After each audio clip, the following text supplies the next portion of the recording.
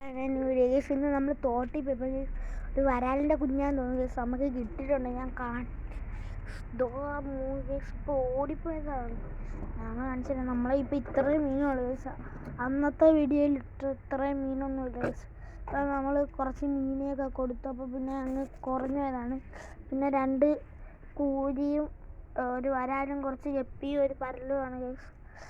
അന്ന് കാണിച്ചതിൻ്റെ അത്രയൊന്നുമില്ല ഗൈസ്. ഇന്ന് ഇച്ചിരി കുറവാണ് ഗൈസ്. ഞാൻ എന്തായാലും വരാലിൻ്റെ കുഞ്ഞാന്ന് തോന്നുന്നു. ഞാൻ പിടിച്ചതാണ്, കല്ലിയ പൊട്ടിയാന്നും പറഞ്ഞ് പിടിക്കുക. ഗൈസ് ഭയങ്കര ആക്റ്റീവ് ആള്. ഇച്ചിരി മയങ്ങലായിരുന്നു നേരത്തെ, ഇപ്പം ഇച്ചിരി ആക്റ്റീവ്. കണ്ടോ ഒരു 7-8 ടൈം ചാടിയായിരുന്നു അവിടെ കയറ്റി. നമ്മൾ വെള്ളമില്ലാതെ കൊണ്ടുവന്നു ഗൈസ്. കണ്ടോ അതിൻ്റെ ഷോക്കൊക്കെ ഉണ്ട്. ഇച്ചിരി കുഴപ്പമില്ല. നമ്മളെ ശ്രാവൻകുട്ടന്മാരുടെ ഒരുത്തൻ്റെ കൈ ഇച്ചിരി കുഴപ്പമുണ്ട് ഗൈസ്. ഒരുത്തനും കുഴപ്പമില്ല.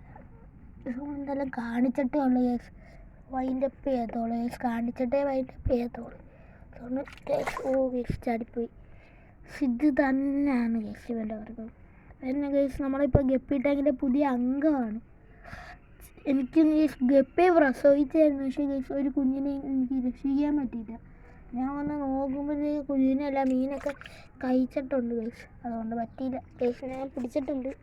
കണ്ടോ ഇതാണ് ഗൈസ് നമ്മളെ വരാലും കുട്ടനാന്ന് തോന്നുന്നു. വരാലും കുട്ടൻ അല്ലെങ്കിൽ നിങ്ങൾ ഇത് എന്തൊരു മീനാന്ന് കമൻറ്റ് ചെയ്യണേ ഗൈസ്. Tata bye bye.